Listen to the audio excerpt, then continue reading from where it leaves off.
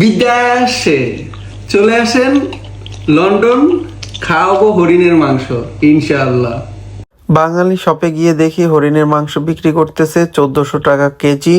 নিয়ে আসলাম বাসাতে 1 কেজি। সেতু কাছ থেকে আসার পরে রান্না স্টার্ট করলো, সেতুই রান্না করতেছে।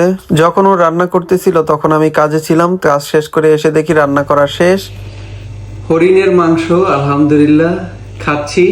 লন্ডনে আসার পরে এই প্রথমবার হরিণের মাংস দিয়ে ভাত খাচ্ছি। আজকে নিয়ে এসেছিলাম, অনেক লাল ছিল মাংসটা। যারা যারা খাবেন বিদেশে চলে আসেন, হরিণের মাংস খাওয়াবো ইনশাআল্লাহ। বিসমিল্লাহ।